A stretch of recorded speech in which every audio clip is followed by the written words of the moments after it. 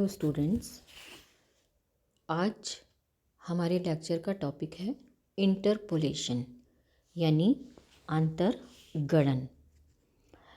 बच्चों, कई बार statistical analysis में हमारे सामने कई ऐसी परिस्थितियां आ जाती हैं जिसके कारण कि हमको जो डाटा दिए हुए होते हैं वो पूरे नहीं होते।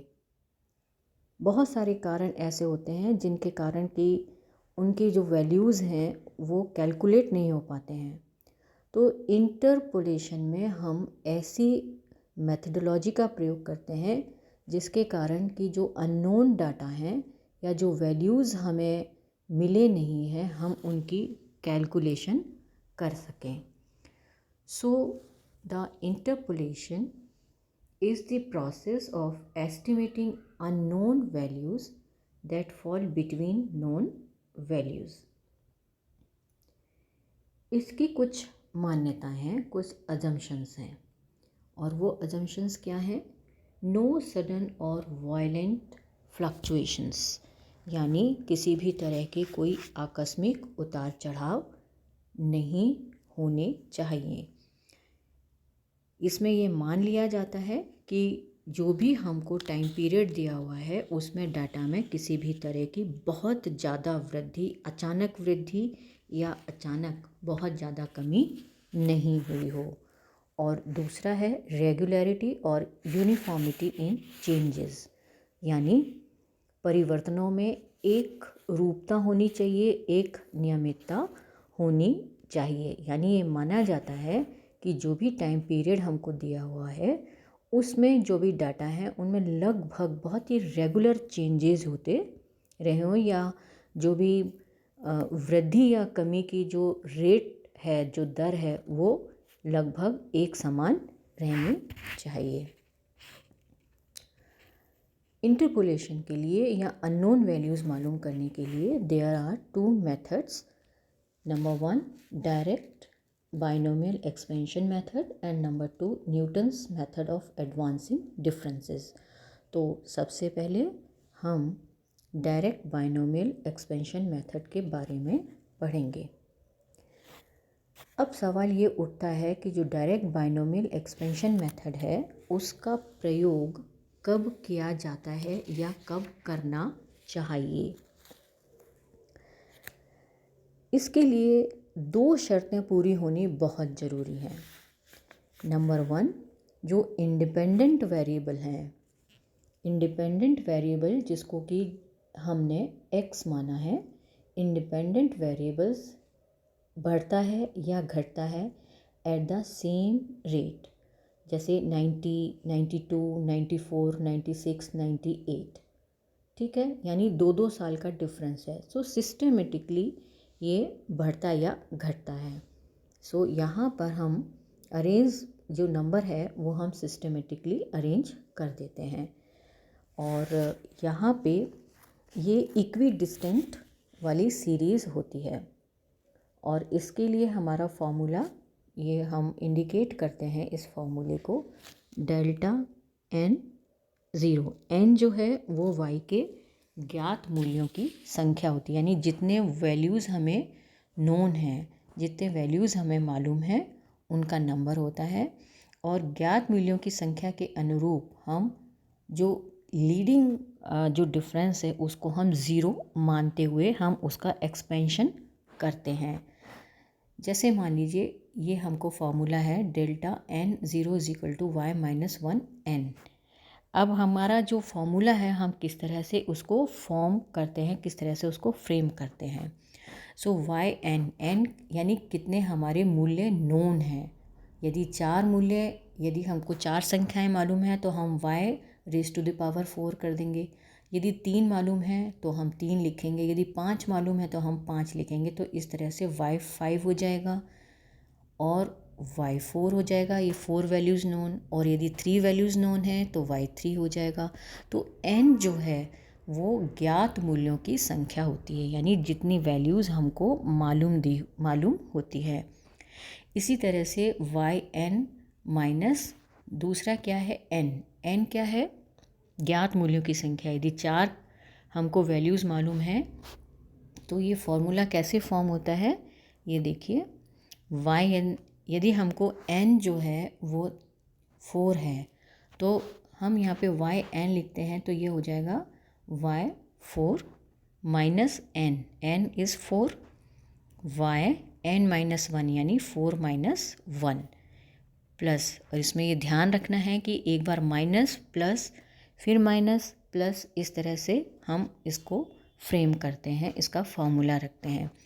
Again n, this one n, तो 4, एन की जगह 4, एन माइनस 1 यानी 4 माइनस 1 अपॉन 1 इंटू 2, फिर ये into y n minus 2 into y n minus 2 यानी 4 माइनस 2। तो इस तरह से हम ये आगे एक्सपेंड करते चले जाते हैं। अब आगे देखिए n, n minus 1 into n minus 2 upon 1 into 2 into 3, जैसे 1 इंटू 2 है, 1 into 2 into 3 into y n minus 3। इस तरह से हम एन माइनस 3, 4 माइनस 3, और ये तब तक एक्सपेंड होता है जब तक कि लास्ट जो एक्सपेंशन है वो ज़ीरो नहीं हो जाता। ठीक है, इसी तरह से देखिए ये हम नीचे वाली स्लाइड में आपको बिल्कुल क्लियर हो जाएगा। यदि मान लीजिए ज्ञात मूल्यों की संख्या 4 है तो हम इस फॉर्मूले को कैसे लिखते हैं, y minus 1 raise to the power 4, y 4 आ गया, y n 4, 4y ये आ गया, 4y n माइनस 1, 4 ये 3 है, यहाँ पे ये 3 है, this is 3 raise to the power 3। इसी तरह से 4 इंटू 4 माइनस 1, बिल्कुल यही फार्मूला है। n की जगह हम जो हमारे ज्ञात मूल्य हैं हम उनको लिखते चले जाएंगे और फॉर्मूला एक्सपेंड करते चले जाएंगे, और जब तक एक्सपेंड करेंगे जब तक कि ये हमारा 4 minus 4 zero is equal to 0 नहीं हो जाता।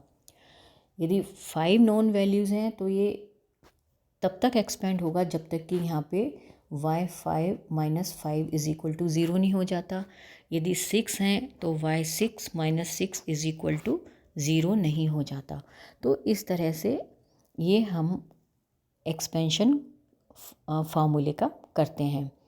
इसी तरह से अब आप देखिए हमारे सामने बहुत सारे एग्जाम्पल्स ऐसे आ सकते हैं, जैसे यदि ये यहाँ पर मैंने एक जनरल सा एक स्ट्रक्चर लिखा हुआ है, जैसे यदि ज्ञात मूल्यों की संख्या 2 है तो उसका एक्सपेंशन इस तरह से होगा, यदि 3 है तो y माइनस 1, और ये निकालने का तरीका बिल्कुल इसी फॉर्मूले के तरह ही है। तो इस तरह से हम इस फॉर्मूले के आधार पर ये वैल्यूज़ की संख्या जितनी नोन होती है उनको रख करके हम अपना आंसर मालूम कर सकते हैं।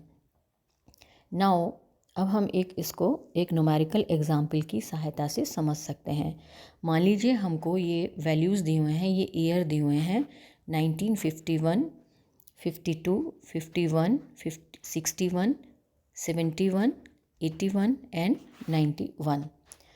ये जो हमारे ईयर्स हैं इनको हम x मानते हैं और उनको हम नाम दे देते हैं x0, x1, x2, x3 and x4। इसी तरह से हमको जो वैल्यूज़ दिए हुए हैं 51 में मान लीजिए ये 17 है, 25 है, 71 में 50 है और 81 का हमको मालूम नहीं है, और 91 में ये 100 है। हमने जो y के वैल्यूज़ हैं उसको y0, y1, y2, y3 and y4 नाम दे दिए। अब क्योंकि इसमें आप काउंट कर लीजिए कि कितने वैल्यूज़ हमको मालूम हैं, यानी 1, 2, 3, 4 वैल्यूज़ मालूम है, तो यानी n जो है वो हमको मालूम है, 4 वैल्यूज़ मालूम है, और हमको मालूम करनी है 81 में कितना नंबर आना चाहिए, यानी y3 की वैल्यू क्या होनी चाहिए। जब हम इस फॉर्मूले का यूज़ करते हुए इस फार्मूले का यूज़ करके जब हम एक्सपेंशन करते हैं, ये फार्मूले का यूज़ करके जब हम एक्सपेंशन लिखते हैं तो हमको ये एक्सपेंशन मिलता है। नोन वैल्यूज़ 4 हैं। और एक और चीज़ ध्यान में रखने की है कि जो पावर होती हैं यहाँ पे सब्सक्रिप्शन के रूप में लिखी जाती हैं, यानी ऊपर की तरफ ना लिख करके नीचे लिखते हैं y4, y3, y2, y1, y0 इस तरह से। अब y4, अब देखिए आप यहाँ पर y4, अब हम इनकी जगह पर इनकी वैल्यूज़ इस एग्ज़ाम्पल से प्लेस करेंगे। तो y4 जो है वो कितना है, y4 हमारे y4 की जगह y4 ये है 100, तो y4 की जगह हम 100 लिख देंगे। -4 इंटू y3 कितना है ये अननोन है, तो y3 की जगह y3 आ जाएगा। फिर प्लस 6y2, तो 6 इंटू y2 की जगह y2 की वैल्यू कितनी है 50, हम 50 प्लेस कर देंगे। और इस तरह से हम कॉरस्पॉन्डिंग y1 और y0 की वैल्यू प्लेस कर देंगे। हमको एक इक्वेशन मिल जाती है। आपस में जो वैल्यूज़ हमने प्लेस की हैं उनको हम मल्टीप्लाई कर देते हैं तो हमको ये वैल्यूज़ मिलते हैं। और आप देखिए कि जब हम 4y3 100 minus 4y3 plus 15 to 6 is equal to 300। इसी तरह से -4 into 25 100 plus 17 is equal to 0। अब आप यहाँ पे देखिए 100 से 100 कैंसिल हो गया, ये कैंसिल हो गया और हमको अब मिलता है -4y3 इज इक्वल टू जो 300 है प्लस 17, ये दोनों यदि इज इक्वल टू 0 के साइन से इस तरफ ले जाएंगे तो ये साइन हमारे चेंज हो जाएंगे और हमको मिलता है -300 और -17। इन दोनों को जोड़ेंगे तो -317 डिवाइडेड बाय, क्योंकि हमको y3 की वैल्यू मालूम करनी है, बहुत आसान है। अब हमको इक्वेशन मिल गई है -317 डिवाइडेड बाय 4 और हमको y3 की वैल्यू मिल जाती है 79.25। तो इस तरह से हम अपनी वैल्यूज़ को मालूम कर सकते हैं। दूसरी एक सवाल ये उठता है कि यदि मान लीजिए सीरीज़ में एक की जगह 2 वैल्यूज़ मिसिंग हैं, इन दैट केस बहुत आसान है बस, लेकिन हमको ज़रूरत है 2 इक्वेशंस की और इसमें हम उन इक्वेशंस को रीराइट करते हैं, दोबारा लिखते हैं और उसमें हम जो ओरिजिनल इक्वेशन है उसमें हम एक ऐड कर देते हैं। ठीक है, तो इस तरह से मान लीजिए यहाँ पर मैंने एक एग्ज़ाम्पल लिया हुआ है कि यदि 5 वैल्यूज़ नोन हैं तो ये तो आपकी 5 वैल्यूज़ के आधार पर एक इक्वेशन हो गई। उसके बाद जो सब्सक्रिप्शन है उसमें हम एक ऐड कर देते हैं, y5 की जगह y6, y4 की जगह y5, y3 की जगह y4। तो इस तरह से हम एक एक ऐड करते चले जाते हैं तो हमको ये दूसरी इक्वेशन मिल जाती है। 2 मिसिंग वैल्यूज़ की जो केस है, जो सवाल है, ये हमने यहाँ पर लिया है। तो देखिए यहाँ पर हमने जो सवाल लिया है ये हमको सीरीज़ दी हुई है 1975, 80, 85, 90, 95, 2000 एंड 2005। और आप देखेंगे 75 में जो प्रोडक्शन है वो 200 है, 80 में 220, 85 में 260 और 90 में अननोन है, हमको पता नहीं है। इसी तरह से हमको 2000 का प्रोडक्शन भी पता नहीं है और यहाँ पर हम इनको नाम दे देते हैं, जो ईयर्स हैं उनको हम x0, x1, x2, x3, x4, x5 और x6, और जो हमारा प्रोडक्शन है वो y0, y1, y2, y3, y4, y5 and y6 है। जब हम जो हमने फार्मूला ऊपर लिखा है उसके आधार पर जब हम एक्सपेंशन करते हैं तो हमको ये 2 इक्वेशन मिल जाती हैं। ठीक है, क्योंकि 2 मिसिंग है तो एक इक्वेशन y5 के अकॉर्डिंग होगी, क्योंकि नॉन वैल्यूज़ जो हैं वो 5 हैं।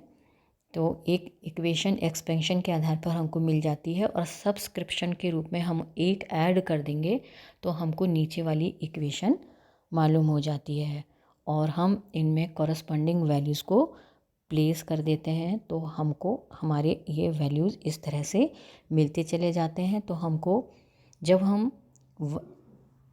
इसमें वैल्यूज़ प्लेस करते हैं तो हमको मिलता है y5 plus 10y3 is equal to 3450। और जब हम y6 नीचे वाली इक्वेशन में वैल्यूज़ प्लेस करते हैं तो हमको मिलती है फोर्थ इक्वेशन। और यहाँ पर हमको इस तरह से हमको ये सिंपल अलजेब्रा है बच्चों, जो कि बहुत आसान है समझनी।